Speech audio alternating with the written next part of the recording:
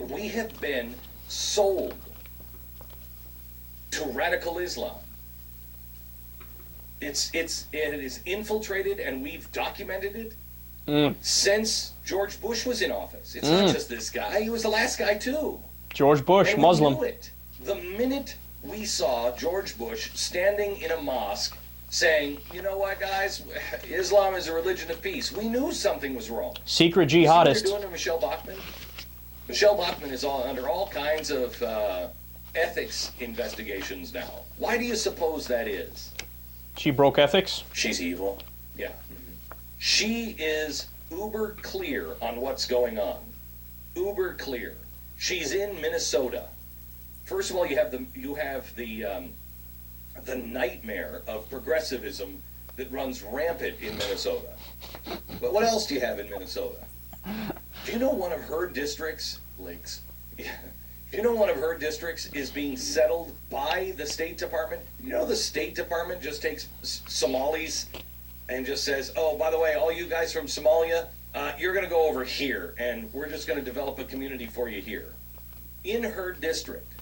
And the State Department is just pushing them all into Minnesota.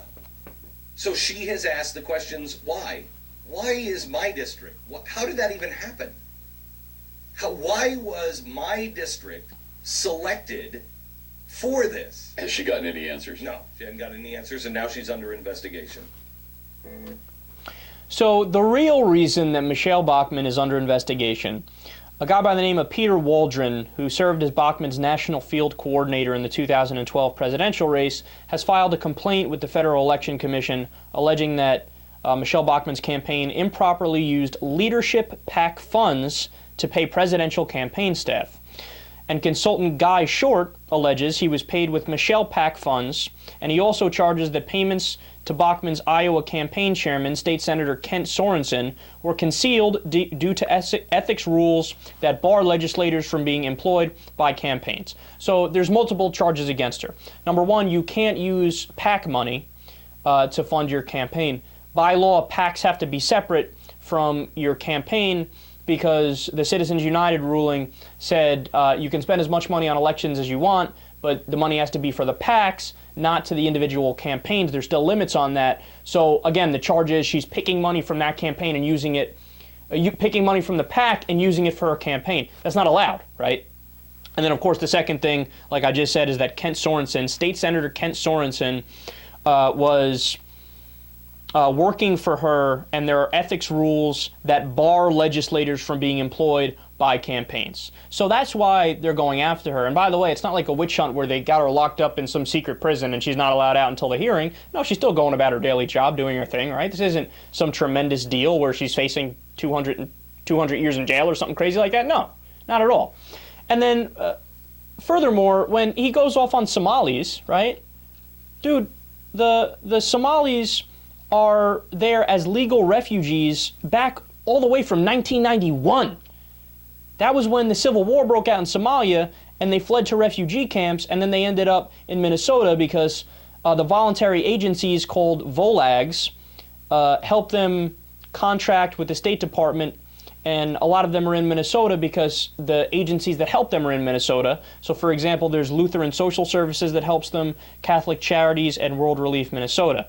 So what, you're telling me that people thought all the way back then, well, you know what, there's this, even though it's 1991 and Michelle Bachmann isn't in that position, there's this woman who's eventually going to be elected. So we will flee the war so that we can go to Minnesota so that eventually, when Michelle Bachmann gets elected, we'll wage this big Muslim conspiracy against her where we try to take her down even though she didn't do anything wrong, and then we will win. Win what?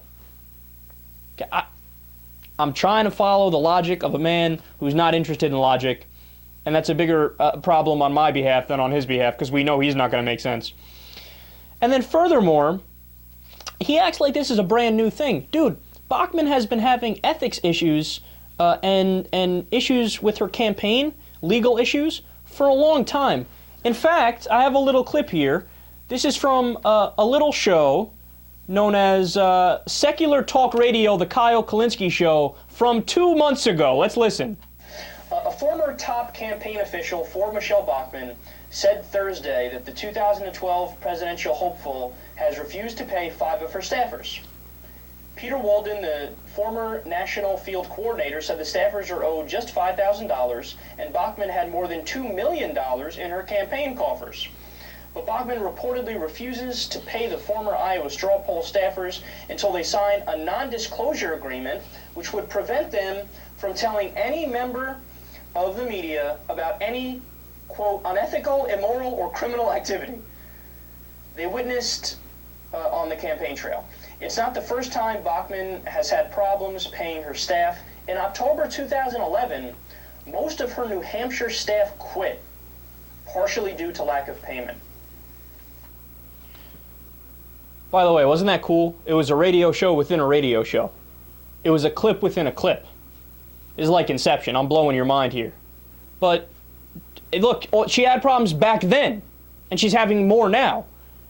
How can this be some kind of Muslim conspiracy?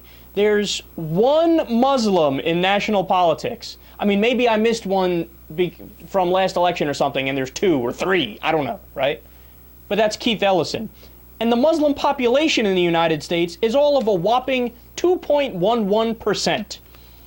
For them to be pulling the strings behind the scenes, that would require incredible power and a massive cover-up. But again, I'm wasting my time. And as I tweeted earlier, a very wise man once said, quote, "It's useless to try to reason a man out of a thing he was never reasoned into." That is Glenn Beck.